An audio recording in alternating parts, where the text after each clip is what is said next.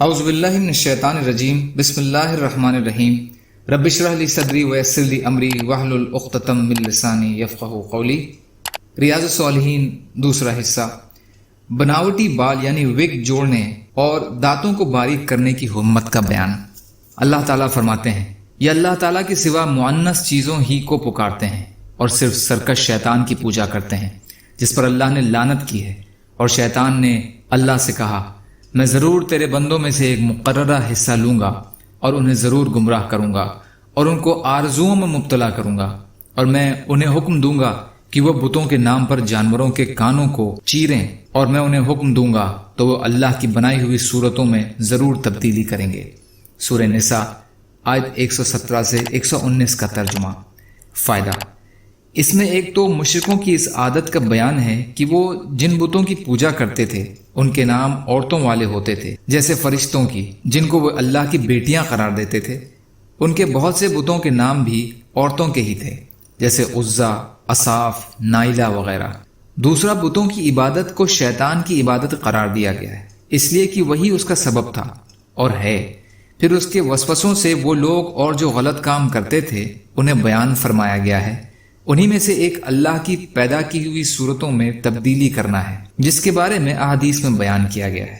حضرت اسماء رضی اللہ تعالی عنہا سے روایت ہے کہ ایک عورت نے نبی اکرم صلی اللہ علیہ وسلم سے پوچھا کہ میری بیٹی کو حصبہ یعنی کھال کی بیماری لگی ہے جس سے اس کے بال جھڑ گئے ہیں، اور میں نے اس کی شادی کر دی ہے، کیا میں اس کے بناوٹی بال جوڑ سکتی ہوں؟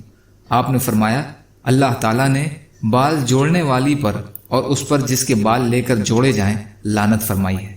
بخاری اور مسلم۔ ایک اور روایت میں ہے کہ بال جوڑنے والی اور بال جڑوانے والی کی خواہش کرنے والوں پر لعنت۔ فتمرق یعنی جھڑ گئے اور گر گئے۔ واصلہ یہ وہ عورت جو اپنے یا کسی اور کے بال دوسرے بالوں کے ساتھ جوڑتی ہے۔ موصلہ یہ وہ عورت جس کے بال لے کر جوڑے جائیں۔ اور مستوصلہ وہ عورت جو بال جڑوانے کی خواہش کرے۔ اما عائشہ رضی اللہ تعالی عنہا سے بھی اسی طرح کی ایک روایت منقول ہے۔ بخاری اور مسلم۔ فائدہ، اس میں 3 قسم کی عورتوں کا بیان ہے: بال جوڑنے یا ملانے والی، تیسری جس کے بال لے کر کسی عورت کے بالوں میں ملائے جائیں۔ یہ تینوں پر لعنت ہے۔ آج کل ان بناوٹی بالوں کو وگ کہا جاتا ہے۔ بیوٹی پارلروں کے ذریعے وگ وغیرہ لگانے اور دیگر کاموں کو خوب بڑھاوا حاصل ہو رہا ہے۔ اللہ تعالی ہم سب کو کہنے سننے سے زیادہ عمل کی توفیق عطا فرمائے۔ یا اللہ مظلوموں کی مدد فرمائیے، ہم سب کو اپنی استطاعت کے بقدر اپنا حق ادا کرنے والا بنائیے۔ یا اللہ سچی توبہ کی توفیق عطا فرما دیجیے۔ سبحان اللہ و بحمدہ، سبحانک اللہم و بحمدک، اشہد ان لا الہ الا انت، استغفرک و اتوب الیک۔ سبحان ربک رب العزت عما یصفون وسلام علی المرسلین والحمد للہ رب العالمین برحمتک یا ارحم الراحمین۔ لا الہ الا اللہ محمد رسول اللہ۔ والسلام علیکم۔